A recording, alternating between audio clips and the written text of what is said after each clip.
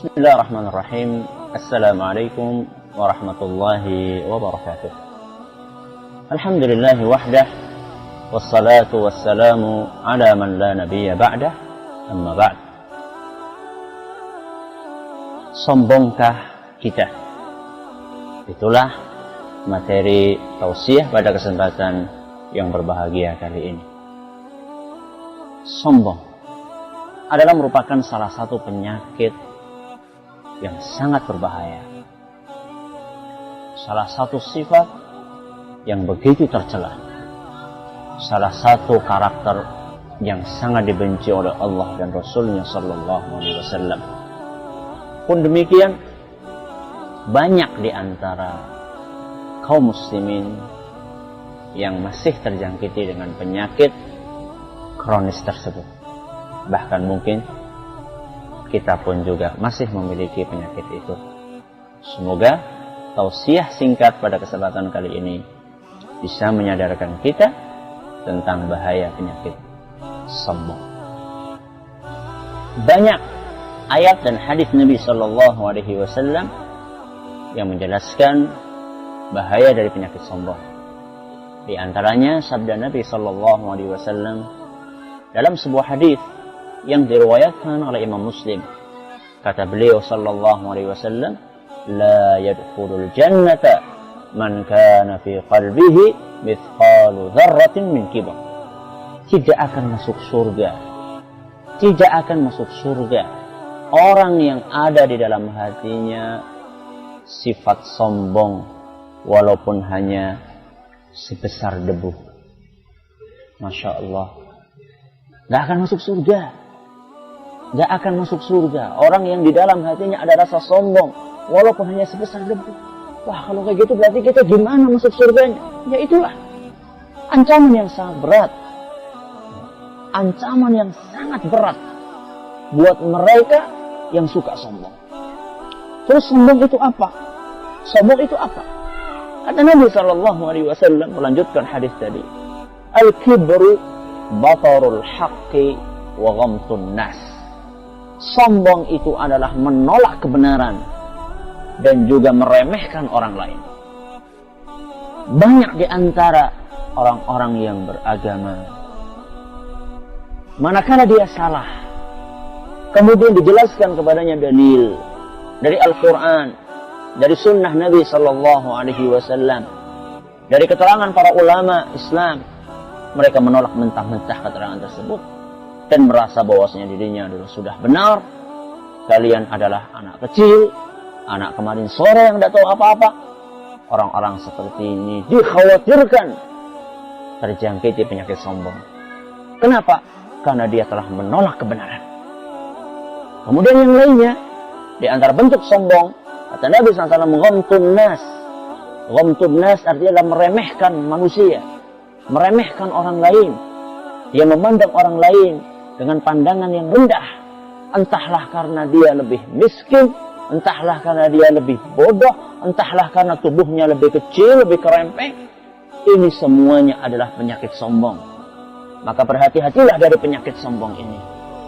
Jangan sampai karena kita lebih pintar kemudian kita memandang orang lain yang mungkin IQ-nya di bawah kita pandang rendah. Jangan sampai karena kekayaan kita, karena kita melihat orang-orang yang miskin, kemudian kita pandang mereka sebelah mata.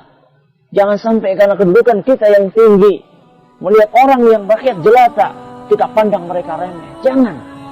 Kenapa? Karena kita tidak pantas untuk sombong. Mengapa tidak pantas? Karena kita adalah manusia yang lemah. Kata Allah Subhanahu wa taala dalam Al-Qur'an, wa khuliqal insanu dha'ifa. Manusia itu diciptakan sebagai makhluk yang lemah. Manusia adalah makhluk yang lemah dari segala sisinya. Ilmunya sedikit, hartanya tidak ada apa-apanya dibandingkan dengan harta yang dimiliki oleh Allah Subhanahu wa taala. Ilmunya juga begitu pula. Kekuatan tubuhnya sama saja. Terus apa yang akan dibanggakan? Kenapa kita sombong? Tidak ada satupun hal yang bisa dijadikan sebagai alasan untuk membenarkan sifat sombong.